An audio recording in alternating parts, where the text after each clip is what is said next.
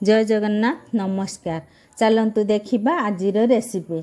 आज मुझे देखाबी बिना बिरी रे तुला परी सुपर टेस्टी फुला फुला पिठा रेसिपी जहाँकि आपण मैंने यही पिठा खाइला परे आरिसा काकर खाइबा कथा पूरा पूरी फुली जिबे। यही पिठा बनैबा एते सहज जे आपण मैंने बनाई खाइला परे ही जानि परिबे जे यही पिठा केते सहज। वीडियो देखिया पूर्व मो वीडियो को लाइक शेयर करंतु एवं मो चैनल को सब्सक्राइब एवं पाखरे थिबा बेल आइकन को दबाई ऑल ऑप्शन को क्लिक करने को भूलंतु नहीं। ताहले चलंतु देखिबा आजिर रेसिपी।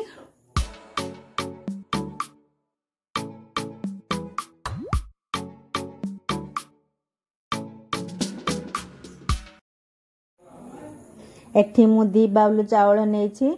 चावल को परिष्कार करी 5 रु 6 थर करी भल भाबरे धोई 3 रु 4 घंटा पर्यंत बतराई दबा।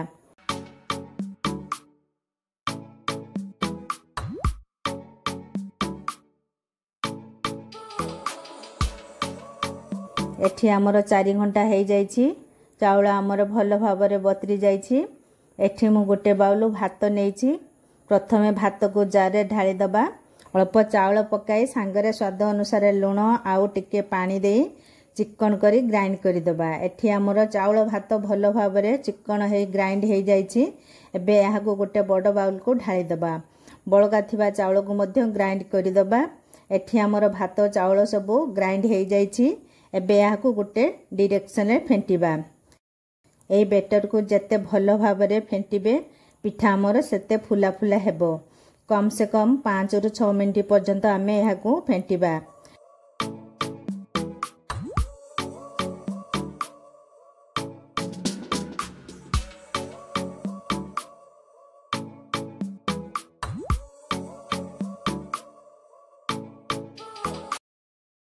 एठी आमर 6 मिनिट हो गलानी। एबे यहाँ को 10 मिनिट पर्यंत ढांकी छाड़ी दबा। 10 मिनिट आमर हो गलानी। एबे ढांकुनी बाहर करिबा। देखंतु बेटर आमर फुली अधिक हो जाइछि। केमिति सब बेटर बबल भारी सब आडे फुला फुला बेटर आमर हो जाइछि। मु आपण मानको देखाउछि बेटर आमर बेसी पतला है नहीं कि बेसी मोटा मध्य है नहीं। एही पिठार बेटर आमर एमिति हेबा दरकार। जदि पिठार बेटर भल है नथिबो ताहले एही पिठा बनाइबा पई कष्ट हेबो।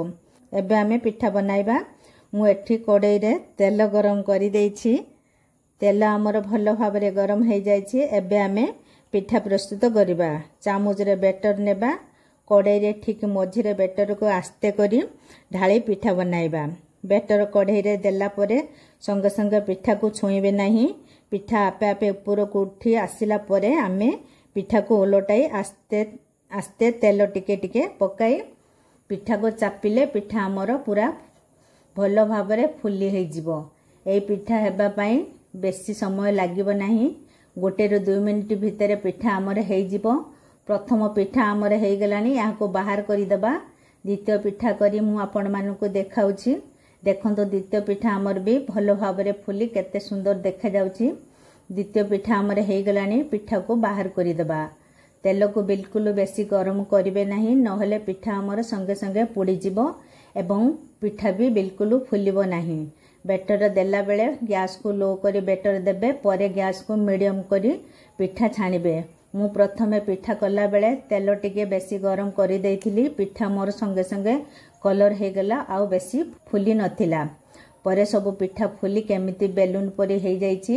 ए पिठा को उलटाइला बेले देखिकी टिके उलटाइबे कारण एई पिठा पूरा पूरी नरम पिठा जेमिति पिठा आमर कणा हे न जाए बा पिठा आमर फाटी न जाए। मोर एठी 5 रु 6टा पिठा हो गलानी। एही परी भाबे आमे सब पिठा को छानी प्रस्तुत करि दबा। प्रस्तुत हो गला आमर सुपर टेस्टी भात पिठा। एही पिठा को 3 रु 4 दिन पर्यंत रखी खाई परिबे। किछि भी खराब हेबो नाही। 1 ରୁ 2टा पिठा खाइले पेट पूरा पूरी भरी जिवो। मन पूरा खुशी हो जिवो। देखंतो पिठा आमर केते सुंदर देखा जाउछि। मु एई पिठा को चना मसला संगरे सर्व करिछि। आपण माने जे कोनोसी तरकारी संगरे खाई परिबे। एई पिठा को जेते गरम गरम खाइबे पिठा सेते टेस्टी लागिबो। ଏହାକୁ ଘରେ ଥରେ ନିଶ୍ଚିତ ବନେଇ ଖାଆନ୍ତୁ ଏବଂ କେମିତି ଲାଗିଲା ମୋତେ କମେଣ୍ଟ କରି ଜଣାନ୍ତୁ। ଯଦି ମୋ ରେସିପି ଆପଣମାନଙ୍କୁ ଭଲ ଲାଗୁଥାଏ ତାହେଲେ ମୋ ଭିଡ଼ିଓକୁ ଲାଇକ୍ ସେୟାର କରନ୍ତୁ ଏବଂ ମୋ ଚ୍ୟାନେଲକୁ ସବସ୍କ୍ରାଇବ୍ କରିବା ପାଇଁ ଭୁଲନ୍ତୁ ନାହିଁ। ଧନ୍ୟବାଦ।